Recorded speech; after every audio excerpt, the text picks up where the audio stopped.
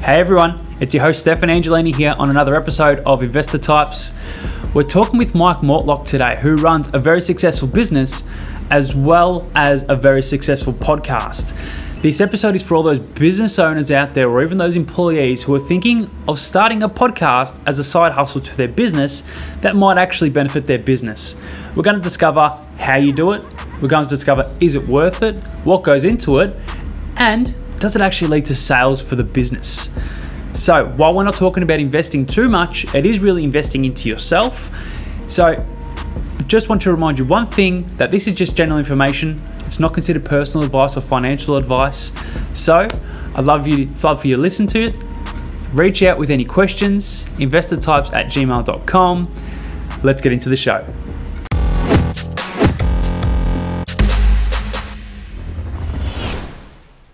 G'day everyone. Thanks for tuning into another episode of Investor Types. You've got your host Stefan Angelini here with Mike Mortlock from MCG Quantity Surveryors. Hi Mike, how are you matey? I'm very well, Stefan. Thanks for having me. No, my pleasure, mate. So what we're doing for everyone out there is we're talking about investing into yourself and your business, but starting a podcast while you run your own business. We all know that education is paramount now, and people, rather than listening to music when they travel or run, they'd rather listen to a podcast, and it's a great way to promote your business, but it's not for everyone. Like, look, I'm doing it. Mike's doing it. Mike runs a business. It's a quantity surveying business, and they do tax depreciation schedules for properties, and they do cost estimating for construction. I run a financial advisory business. Together, Mike, look, we're not the most exciting people going around. No. Yeah, here we are pushing the boundaries of entertainment. If our pitch for a TV show is a quantity surveyor and a financial advisor get together, already they're like, we're out. That would not. What are these guys going to talk about? Would just be thumbs down. Anyway, what's so interesting about you? So you started your business in 2011. Now you've got nearly 20 employees, so your business is going great guns. But back in 2017, you launched a podcast on the side of your business. Yes, which a lot of people are starting to do now. And it's like, it can be expensive. You can make it cheap and easy to do. I've started to do it, which is why if there are people listening to this and they're watching the video, go check out the podcast. But basically, mate, I want you to tell everyone, so why did you start it? Yeah, and I started it before it was cool. Yeah. No, actually, like, I felt like a very late adopter. I kind of thought, this is a bit, this is a bit sad. Like the podcast thing is already off and running. I'm going to look like a bit of a hanger on. But the reason why I started it was based around the relationship that we have with our clients, right? So I started the business because I wanted to do the best possible thing by the clients and have a great relationship with them. But by virtue of what we do, our relationship's quite transactional, right? And it's not just because of a decision that we've made, it's just the way that it works. So if you buy an investment property and you want to get a depreciation schedule, you'll either contact us directly or you might be referred by your accountant. We might chat on the phone briefly. We may just chat via email. Chances are we'll never meet. We may never speak. We might meet your tenant and say hello, but not yourself. And the whole thing is done within a couple of weeks and a couple of emails, and that's it. And people go off into the big bad world. So I thought, well, how can I stay in touch with our clients and say thank you to them? Now, everyone has a mailing list and they're all kind of garbage. With respect, I'm on some really good ones that put a lot of effort and research in, but it's kind of ruined by the fact that everyone has one. Yep. And you buy some flowers or something and you're like, this is what's new in, floral design. I'm like, I don't care about that. No disrespect to florists out there, but it's just not my bag. And I kind of thought, well, the average property investor owns one property, right? It's like 72% of people only own one. And I don't think people get into property investing with the idea that they were going to finish at one, right? They want to fundamentally change their financial future, and having one property is probably not necessarily going to do that. And I think a big reason why people only have one is they get the first one wrong. They might buy the wrong property. They're forced to sell because they don't have a cash buffer, or it doesn't grow and they think this property investment business is rubbish. I'm going to the stock market. So I wanted to put people in front of experts to help them navigate their portfolio and grow their portfolio and achieve their financial goals. So there's a couple of different reasons, but it was really just providing a service to our clients to say thank you for working with us.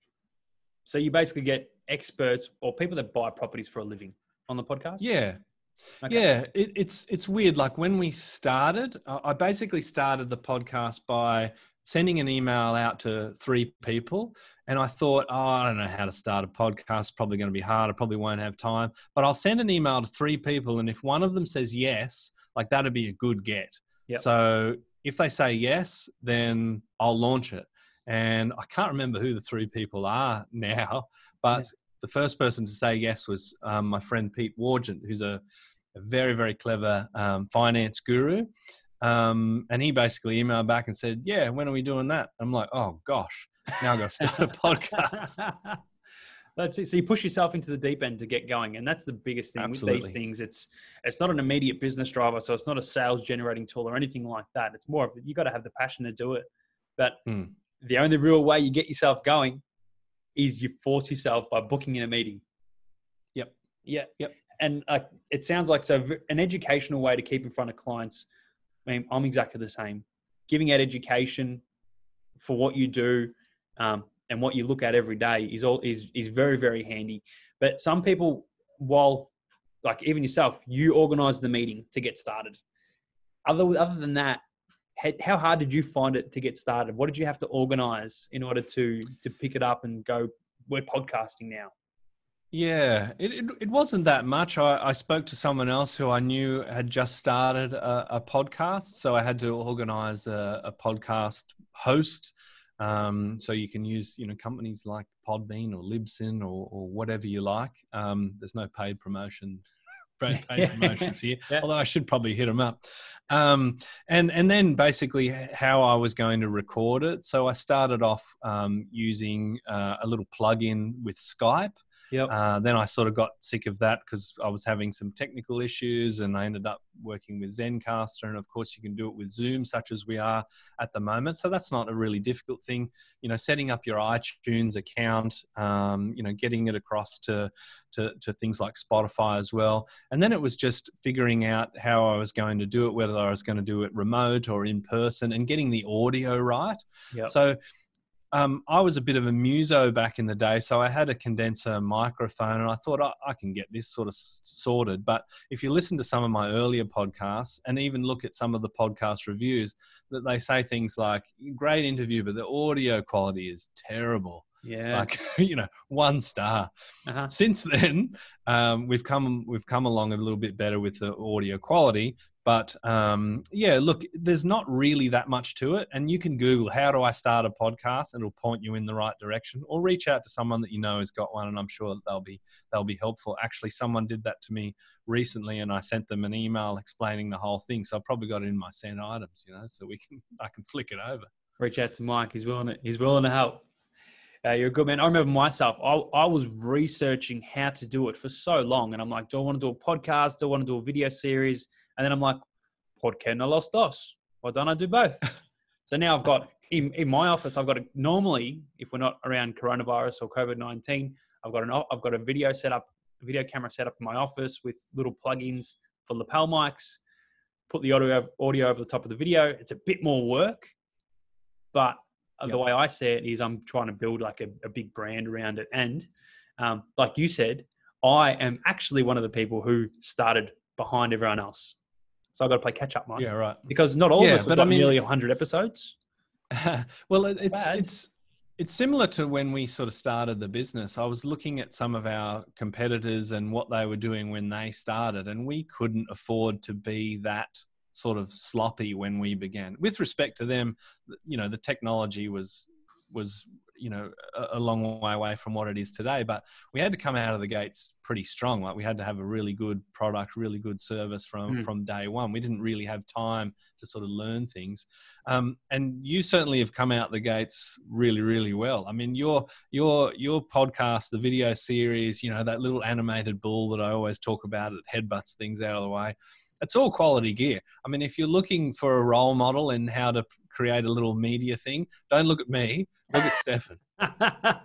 And I had to spend money on that, which I didn't want to do because I wanted to bootstrap this, but Hey, so spend money on a little microphone. You already had it. Being a muso obviously helps. I don't have musical bone in my body, which means I don't have a guitar or a microphone laying around, so I had to go and spend the money. Yeah. Hey, yeah, and then the microphone that I've got, being a condenser microphone, it's very good at sort of picking up music from an acoustic guitar, but it's not actually perfect for a podcast because it picks up things all around the room.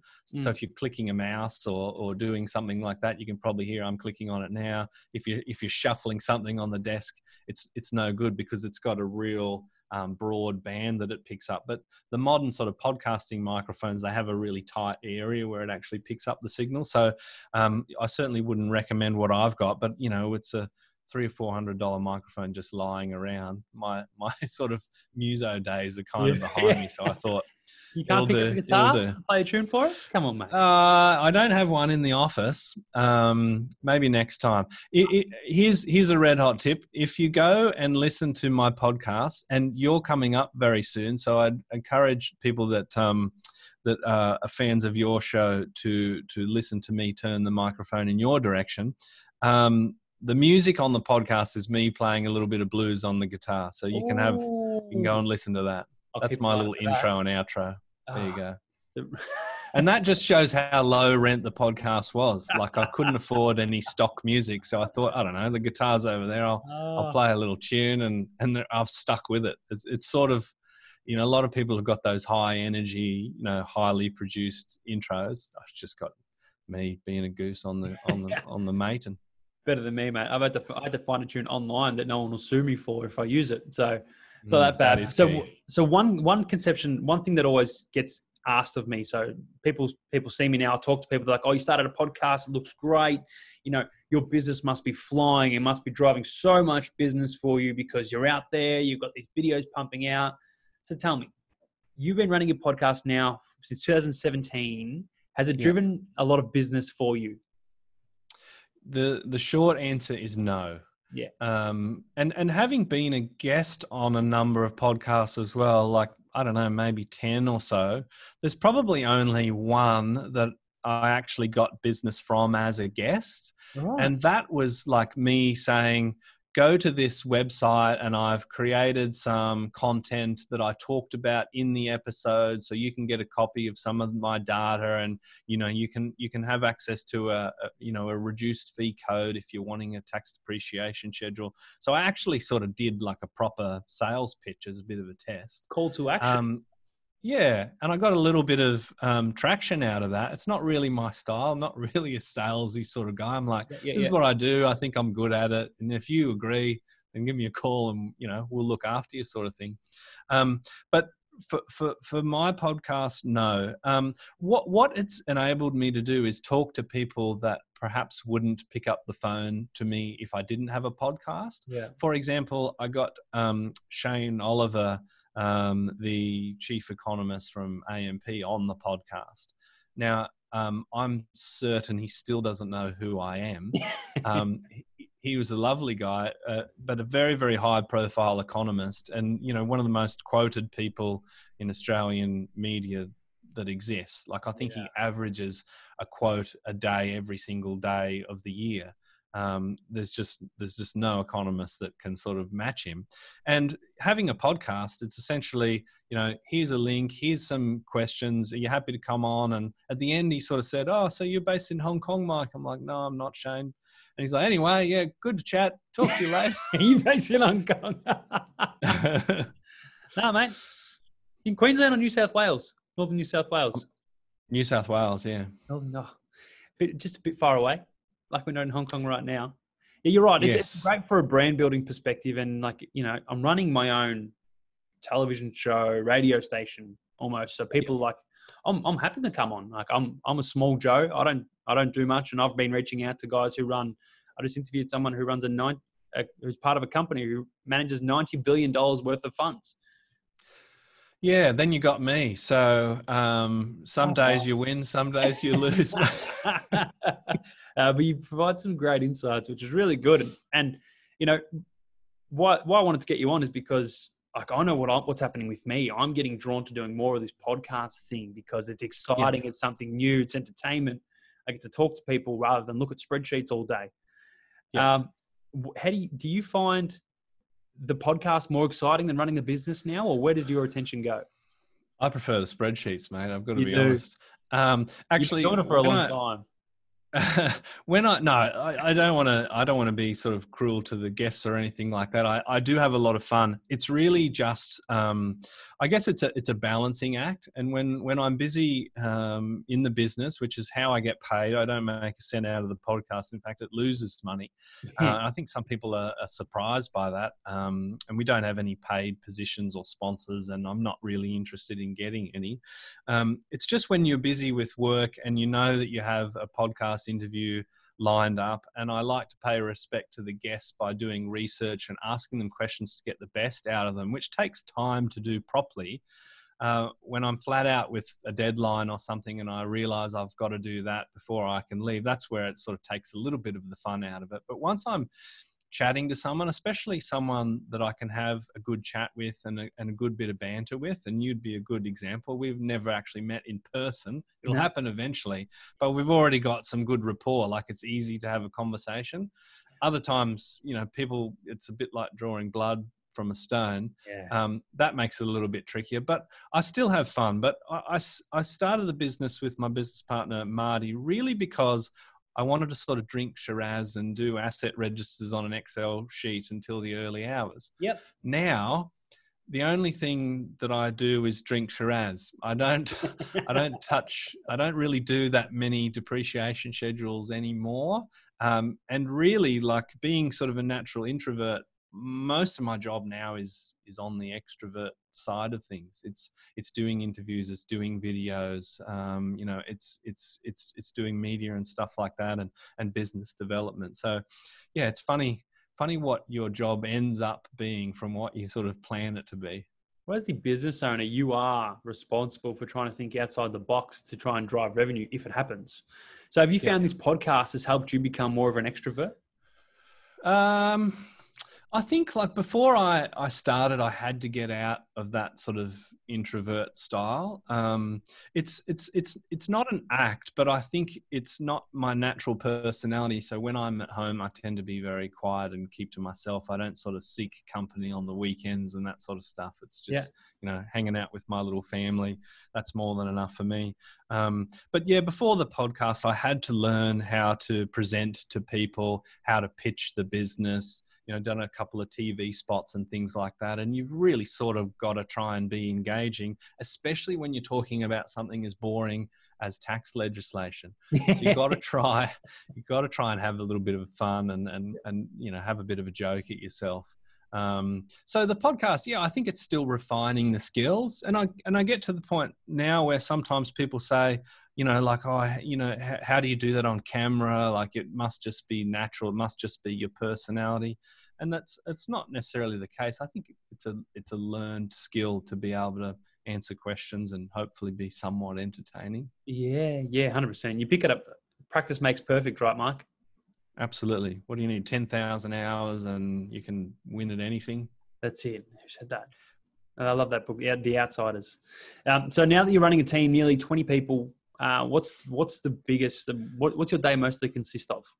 Running a team. It really, I guess it depends on the day, and it depends on where sort of the business is at. So heading into certain times of the year, like, for example, heading into tax time, it's making sure that everyone is fed and watered and happy and ready to surf the big tsunami of tax time. Coordinating the inspections around the country, and just providing assistance and support to the guys that are really sort of the head of our technical side of the business. Thankfully, Belinda, my EA, does a lot of the heavy lifting for me, and we've got a really good relationship. So I can delegate things that she's actually better at than me, or that aren't the best use of my time. Yeah. So So a lot of my work at the moment is working on the systems and the strategy of the business. We're working on lots of automation within the business that enables us to have more efficiency. Just working on some staff training. We've done a lot during this sort of lockdown. We've done a rebrand. We've got a new website on the way. We've started some new advertising. I've launched webinars. We've got our new back end, which automates some of our information chasing. So we've been really busy with that. So I know that's probably not a really great answer to the question, but it just, it really depends on the day. When you start your business, you're all about, you got to do the operations that get you paid, which is doing the depreciation schedules. Now, being a business owner, you've got so many staff, you've got to keep the staff fed, but you've got to make sure the business continues to grow. And that means thinking outside the box, doing webinars, podcasts, and that's part of the reasons of starting a podcast is to just have something a little bit different outside of the box. Yeah, and the podcast is just one kind of channel that we operate within MCG. So if you listen to my podcast, I don't really talk about myself. I don't even think I say, hi, my name's Mike or anything like that. I just say, if you want to find out who I am, it's not that hard. Yeah. Whereas when I'm on sort of LinkedIn or doing a Facebook thing, that's where I'm talking a little bit more about what I do and my craft and what I think investors should know. I really focus the podcast on getting the most out of that guest. And even on the Facebook or the LinkedIn stuff, there's never any really sales pitch from us. It's just not our style. From myself, anyone else in the business. I mean, we have business development managers and they don't really do the sales pitch style thing. It's just, how can we provide value to you? So if you're a property manager, we can assist you with some training to upskill your property managers on the basics of tax depreciation so they can provide a better service to their landlords. Just little things like that. So just trying to add value and help people navigate tax legislation. So pretty rock and roll many stuff. Arms you got to have the octopus having many arms. Yeah. So Mike, if there's someone out there who runs a business and wants to start a podcast, if you were to turn to them and go, well, what sort of a person do you need to be, and what tips would you have for that person? Yeah, I think like one thing that we tend to do is we get a little bit caught up in our own little sphere of influence, and we get to thinking that we're a little bit more unique or interesting than we actually are. Yeah. I think don't underestimate how little people care about you, right? Now that sounds like a little bit nihilistic or, a little bit depressing, but what I'm getting at there is that people don't really want to hear you go on about yourself and how great you are and what you can do and all that sort of stuff. So I think if you think about it from the person that's listening and what they want to hear, then that's a good starting point, right? So there's, if you're building an audience, they're going to seek you out and they're going to want to connect with you. You don't need to force down their throat like you're the best at what you do. So I think it's important to just think like nothing is as interesting as you probably think it is when you're talking about you and your business, because everyone's passionate, right? I love the business that I work in, but no one wants to hear me talk about, we started on this date and then we grew to this and blah, blah, blah, even though that's kind of what I have been doing. So I've got to listen to my own advice.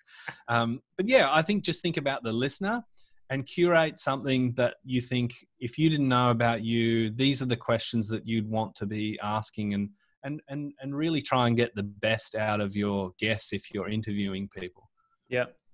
And from my perspective, what I'd say is consistency. So be willing to set aside time, be consistent in posting, maybe find someone like an assistant to help you out who can arrange schedules, organize follow-ups and things like that, because just to reduce the amount of time that you spend on the podcast. And then, consistency, get help, and, I think get started. Yeah, get started. I mean, you just, like, I couldn't recommend strongly enough asking someone, would you like to come on my podcast? And then not having a podcast ready to have them on. There's nothing that forces you to launch a podcast than an upcoming calendar meeting for you to interview somebody. I know. You really you got to be careful right now, though, because microphones are hard to get, as you've found out. during coronavirus, if you're looking for microphones, if you're looking for webcams, if you're looking for computer screens, good luck. But anyway, who knows when this is going to be released? Might be released in February 2021. No, it won't. Yeah, well, see, and here's a tip too, if you're a guest, mention current events and then they have to bump you forward in the feed. I know. I actually, so this will be actually, yeah. So today is, no, I'm not going to do that. But that's something to think about as well. Like with the podcast, as you said, consistency is really important. We do a fortnightly podcast just because I don't really feel like I have the time to commit to do it weekly to a certain quality standard. It would be better to certainly do it weekly, but you've got to be careful to frame it in a sense that if you're talking about something that it stays like a perennial topic. Like we've done a couple of webinars all about COVID-19, right? But they're useless for anything other than right now. Whereas a lot of the questions that I ask are fundamental portfolio building style questions that are still probably going to be relevant in 10 years time. So I think it's good. Like if you're doing it fortnightly or weekly, you want to have a few in the bank. You want to have a few in advance, maybe record 3 in a week so that if something happens or you want to go on holidays, you've got them in the pipes. But you've got to sort of stop people from talking about, oh, did you read the paper today? Yeah, 100%. Evergreen content is what you want. And hopefully we've provided some really great evergreen content, something that people can draw back on and go, all right, I'm a business owner. I want to start a podcast. How do I do it? Should I do it? Am I trying to drive business from it? And if you are, don't do it. Maybe over the long term. But anyway, so ladies and gentlemen, if you want to reach out to Mike, you said you're willing to share your process on how to get started in a podcast. Yeah, absolutely. Yeah. I might get you to send that to me. I'll throw it onto the YouTube video that's going to appear, and there's a link in the podcast. So if people wanted to reach out to you, Mike, how would they get in touch with you? They can go to the website, which is MCG, like the cricket ground, and then QS for quantity surveyors, so mcgqs.com.au. You can search MCG on Google, Facebook, all that sort of stuff, or search my name. There's not too many Mortlocks out there except for that rugby player. His name's Sterling, so you can't get us confused. He's also a big unit, and I'm a weedy little accountant-looking fella. So, yeah, I'm pretty easy to find. And don't forget, so the podcast is the Geared for Growth podcast. If anyone wants to go and check it out. Mike, thank you for appearing on Investor Types. For everyone out there that listen, thanks for giving up the time. I really appreciate it. If you have any comments, feel free to reach out as a comment on the YouTube video or through the podcast. Otherwise, reach out to me, stefan@angeladvisory.com.au. Mike, thank you so much for your time, mate. It's been a pleasure having you on. I will chat to you soon. Thank you, everyone, for listening. Take care, Mike. Good fun. Cheers. Thanks very much. Bye.